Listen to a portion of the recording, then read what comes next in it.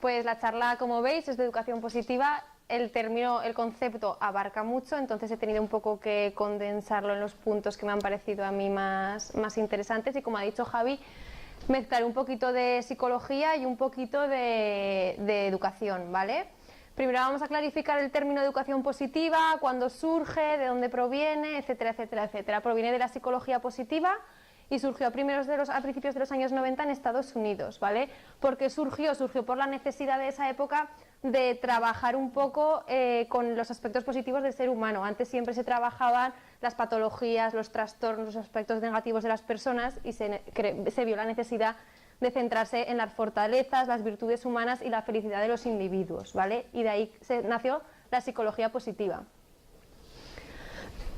El propio Seligman, que fue el pionero en acuñar el término de psicología positiva, fue el primero también que utilizó el término de educación positiva, que se considera una rama de la psicología positiva, y lo definió como el desarrollo de competencias y disposiciones personales que optimicen el bienestar psicológico y las fortalezas distintivas individuales en los niños y adolescentes.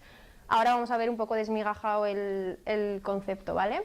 ¿En qué consiste la educación positiva? Consiste en entender el comportamiento de los niños y guiarles de una forma positiva y afectiva, basándose sobre todo en mostrarles una parte muy afectiva de nosotros. Se basa, los conceptos básicos son la comunicación, el amor, el entendimiento, sobre todo el dialogar, el conversar en el hogar, el que no sea una relación subordinada padres e hijos, sino que sean, no de igual a igual, pero sí una relación más semejante. No se basa tampoco en que los niños sean libres y hagan lo que quieran, sino que no incluye ni el excesivo control ni la excesiva permisibilidad, un término medio de consenso entre los padres y niños, ¿vale? ¿Qué efectos positivos tiene a largo plazo? Mejora las habilidades sociales, la implicación del niño, el afrontamiento, la resiliencia y el manejo de emociones y pensamientos. Los iremos viendo más adelante, ¿vale? Los nombro y luego los explicaré más adelante.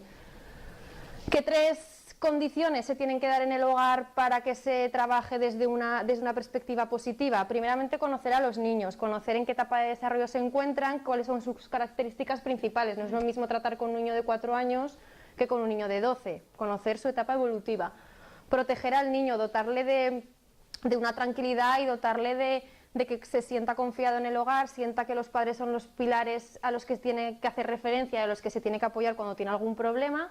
Y por último, dialogar, tratar los temas de forma de igual a igual, es decir, cuando hay un problema, resolver los conflictos hablando, mostrar las emociones, dialogar las normas, los límites, etcétera, no imponerlos. No se trata de que los padres impongan constantemente todo a los hijos, ¿vale? Ahora, a continuación, vamos a pasar a los estilos educativos. Los estilos educativos, todo lo que voy a ir hablando se va a basar en educación positiva. Los estilos educativos los vamos a ver desde un enfoque positivo, ¿vale? Los estilos educativos son tendencias globales de comportamiento, es decir, son patrones que los padres tienden, padres o personas que cuidan a los niños, abuelos, etcétera, son tendencias globales de comportamiento. ¿Cómo conseguimos estas tendencias? Según la toma de decisiones que se da en el hogar, según la resolución de conflictos, según la comunicación que hay entre los padres e hijos, según el establecimiento de normas y límites, etcétera, etcétera, etcétera, y otros muchos ítems. Los estilos educativos no son mixtos, es decir, no hay que encasillarse en uno. Ahora los veremos, no os etiquetéis en que yo soy autoritaria, yo soy pasiva, yo soy, etcétera. Son mixtos, dependen del niño, de su edad, con un hermano a veces tendemos a ser de una manera, con otro de otra, de cómo nos sentimos los adultos, dependen de muchos factores, ¿vale? Y ahora vamos a analizar los 4 estilos educativos: autoritario, negligente, democrático y permisivo. El autoritario, como veis, son padres que tienden a ser muy exigentes y poco afectivos. Son padres que para ellos la virtud está en que el niño obedezca. Tienen normas y límites y castigos muy rígidos, tratan de pautar constantemente todo el comportamiento del niño, no los orientan y no los guían, simplemente les pautan lo que tienen que hacer. Hay muy poco refuerzo positivo y muchos castigos, y la afectividad es muy fría, hay muy poco diálogo, perdón. En el punto opuesto están los padres permisivos o padres sobreprotectores, que son muy poco exigentes y muy afectivos. Es decir, justifican constantemente todos los actos negativos del niño y no se imponen esos actos negativos. Sí que ponen castigos y límites, pero no los cumplen. Son padres que son incapaces de cumplir un castigo o una norma de un hijo. Y por el contrario son muy afectivos, los llevan entre algodones. Aquí tenemos los padres negligentes, sería la ausencia de estilo educativo. Afortunadamente hay pocos, son padres que no se encargan, que pasan de sus hijos, que ni les ponen normas ni les muestran ningún afecto, ¿vale? Y por último tenemos el democrático responsable, que son padres, sería lo óptimo, que son padres con cierto nivel de exigencia y son afectivos, son padres que refuerzan positivamente a sus hijos, pero que a la vez también les dicen lo que está bien y lo que está mal, las normas que tienen que cumplir, las dialogan, las consensuan, perdón. Y se da mucha comunicación en el hogar, ¿vale? Pasamos. Ahora vamos a ver las consecuencias que trae un estilo educativo u otro. Los padres autoritarios, los niños de padres autoritarios o de familias autoritarias suelen tener baja autonomía. ¿Por qué suelen tener baja autonomía? Porque se les pauta absolutamente todo lo que hacen. Se les dice lo que tienen que hacer, no toques eso, no hagas eso, cuando van a un sitio, ojo, no hagas esto, cuidado, no hagas lo otro. Entonces son niños que crecen con poca autonomía, poca competencia social. Son niños que aprenden en el hogar a que no se les refuercen sus conductas, a que no haya diálogo, a que no haya afecto. Por tanto, eso lo aprenden y lo extrapolan a otros contextos. Un hogar en el que no hay diálogo, no hay cariño, no hay afecto, pues eso se extrapola a otros contextos. Son niños con baja autoestima, ya que no se les refuerza, te preocupes, no se les refuerza lo que se les debería reforzar. Por tanto, si a un niño le estás diciendo constantemente esto está mal, esto no se hace así, esto lo has hecho mal, castigado, pues al final son niños que tienen poca autoestima. Son niños reservados y poco comunicativos, ya he comentado lo de la competencia social, y evitan los castigos en otros contextos. Son niños que en casa están muy reprimidos, muy vigilados, y en otros contextos como el colegio o con sus compañeros fuera de clase, pues tienden a ser niños que su comportamiento no es el adecuado. Los padres negligentes, salen niños inseguros. Son niños que no se les refuerza positivamente, no se les dice qué bien que estás haciendo esto, cuánto te quiero, qué guapo estás hoy. Suelen tener conductas de rebeldía, posibilidades escasas habilidades sociales, tienen problemas en cuanto a las habilidades sociales, escasa actitud de esfuerzo y bajo nivel de motivación. Como no tienen normas, ni tienen límites, ni nadie le dice lo bien que hacen las cosas, pues no se sacrifican, no se esfuerzan ni se motivan. Vamos a seguir por ahí. El estilo permisivo. Los niños con padres permisivos tienen una socialización problemática. En el hogar hacen todo lo que quieren, se les permite hacer todo, por tanto, cuando salen fuera del hogar, pues les cuesta socializarse con sus iguales. Baja madurez, sobreprotección, los llevan entre algodones, por tanto, de ahí esa sobreprotección.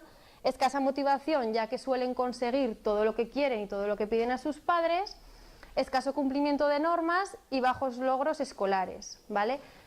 Y por último, el democrático, que sería el más óptimo de todos, lo que los niños aprenden por imitación. Entonces, si en el hogar hay un estilo educativo positivo que se basa en el refuerzo, en consensuar las normas y los límites, en orientar, en apoyar, pues al final el niño imita ese modelo y forma una personalidad adecuada, con una positiva socialización, una adecuada autoestima. Son niños interactivos, independientes, afectuosos, tienen un autoconcepto propio realista, y todo esto origina que la frecuencia e intensidad de los conflictos entre padres e hijos al final sea menor, ¿vale?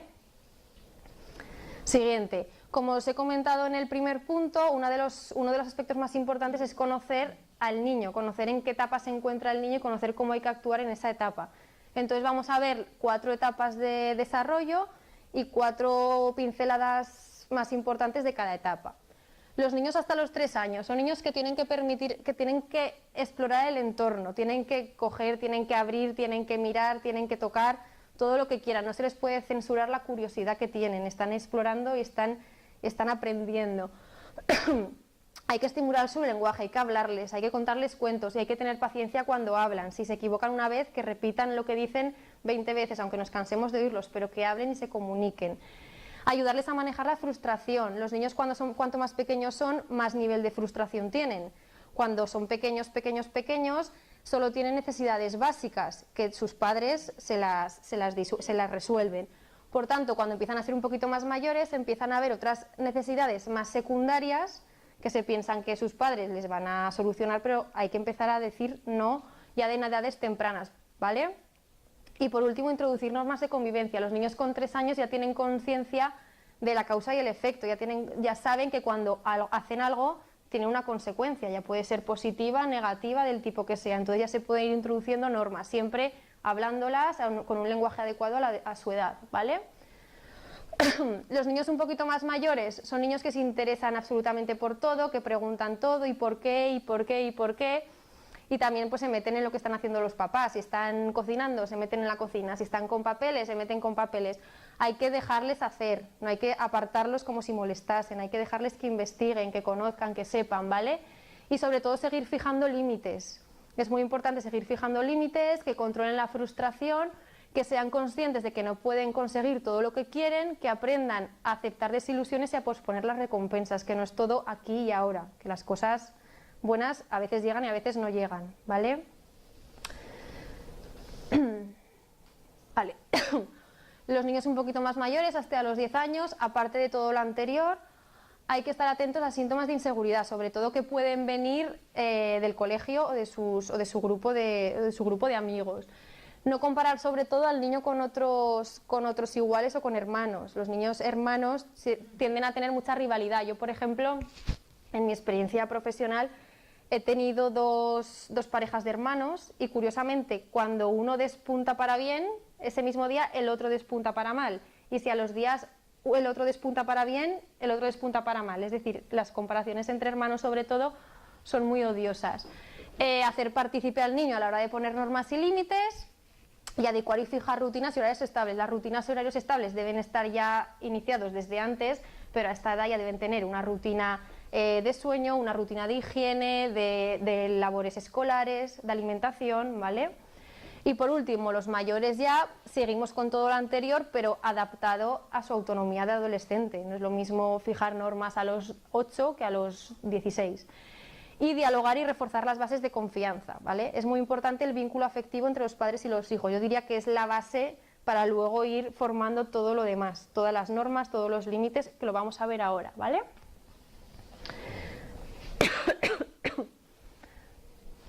Vale, el vínculo afectivo entre los padres e hijos. El vínculo afectivo se da entre los niños y aquellas personas que se ocupan más de ellos. Pueden ser los padres, los abuelos, de tipo que sea. ¿Cuándo se da? Se da de forma diaria.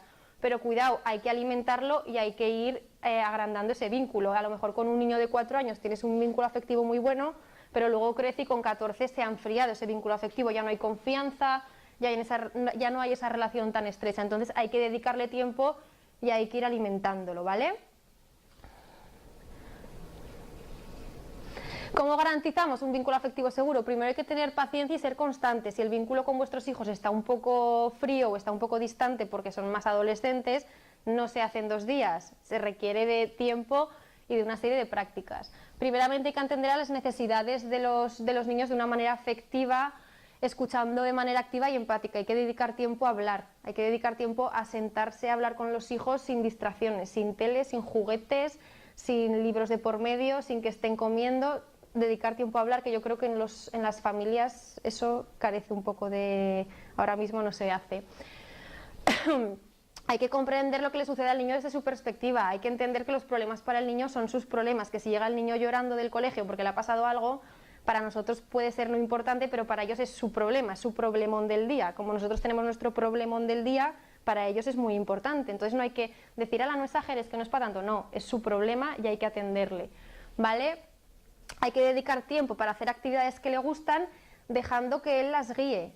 Tiene que tener su espacio en casa para que él guíe las actividades. No podemos absolutamente guiarle todos los tiempos y todo lo que quieren hacer. Tienen que tener también su momento de que ellos hagan un poco, pues lo que, siempre con unas normas, lo que él decidan. Y marcar los límites. Los niños y niñas necesitan una serie de orientaciones. También para crear un vínculo afectivo es muy importante tener límites.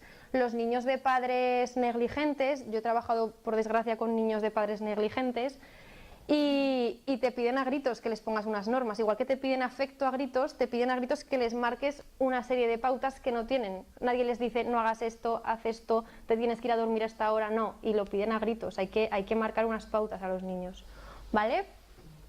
¿Qué beneficios tiene el tener un vínculo afectivo seguro y estable con vuestros hijos? Pero les permite desarrollar la autonomía, el saber que tienen un apoyo seguro al que recurrir cuando sufren, al que recurrir cuando necesitan ayuda y que va a estar allí, hace que exploren otros entornos con más tranquilidad, ¿vale? También fomenta una visión positiva de ellos mismos y de los demás, desarrolla las habilidades sociales, tiene mejores habilidades sociales en otros entornos, incrementa su confianza y mejora la influencia entre padres a hijos. Una vez que está formado un vínculo seguro, es mucho más fácil influirles en otros muchos aspectos, ¿vale? Yo creo que esto es la base, el tener el vínculo.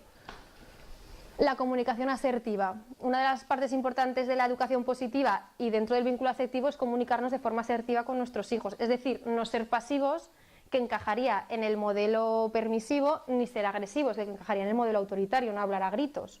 Sería ser asertivos. Ahora vamos a ver en qué consiste comunicarse de forma asertiva con los hijos.